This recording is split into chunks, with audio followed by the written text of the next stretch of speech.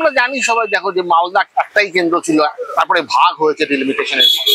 কিন্তু গতবার একটা বৈপরীত্য হলো, মালদা উত্তর কেন্দ্রে বিজেপি প্রার্থী জিতলে।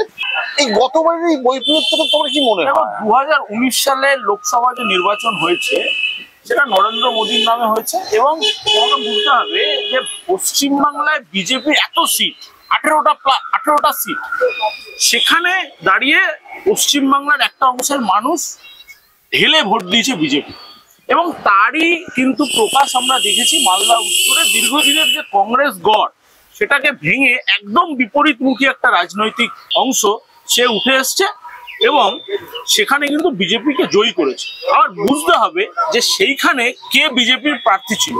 যে বিজেপির প্রার্থী ছিল সে কিন্তু তার কিন্তু বাম একটা অতীত ছিল, সে বামফ্রন্টের এমএলএ ছিল, এমএলএ থেকে বিজেপি জয়েন করেছিল, তারপর সে ওখানকার লোকসভার প্রার্থী হয়েছিল, এবারও সে প্রার্থী। এবং এবছর লোকসভায় যেটা দেখা যাচ্ছে যে ওখানে প্রসূন বন্দ্যোপাধ্যায় আইপিএস তৃণমূল কংগ্রেসের প্রার্থী হয়েছে, এবং কংগ্রেসের প্রার্থী হয়েছে মোস্তাক আলম, বিজেপির প্রার্থী হয়েছে খগেন মুর্মু। আজ থেকে বছর 1.5 আগে তো ওখানে কিন্তু জয়ী যে এমপি, তার বিরুদ্ধে পার্টি লাইনের ভেতর মিছিল হয়েছিল, বিরোধিতা হয়েছিল।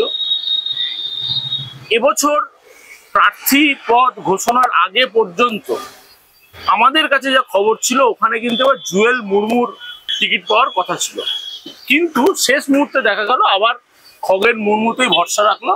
আমরা সাধারণত মানে বলে থাকি যে ধরো সংখ্যালঘু মুসলমান সম্প্রদায়ের ভোট ভারতীয় জনতা পার্টি পায় না, কিন্তু মালদা উত্তরের ক্ষেত্রে দেখা গেল পুরো চিত্রটা আলাদা। হঠাৎ কি এমন ঘটলো যে মালদা উত্তরে ভারতীয় জনতা পার্টির প্রার্থী জিতলেন?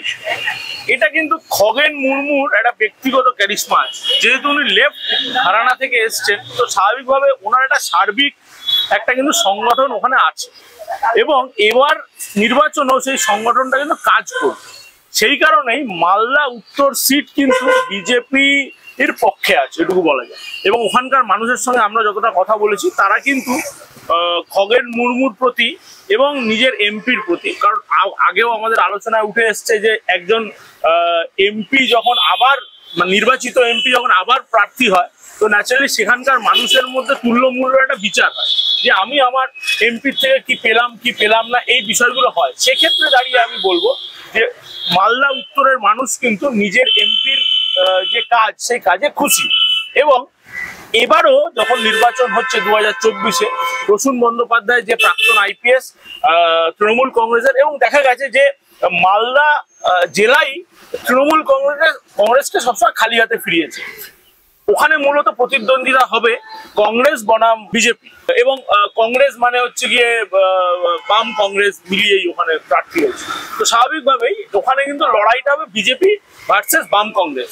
তো এবার দেখার যে এই বাম কংগ্রেস জোট ভাঙতে পারে কিনা খগেন মুর্মু, কিন্তু আমাদের কাছে যতটুকু রিপোর্ট যে ওখানকার মানুষ কিন্তু এবার বিজেপির পক্ষেই ভোট দেবে।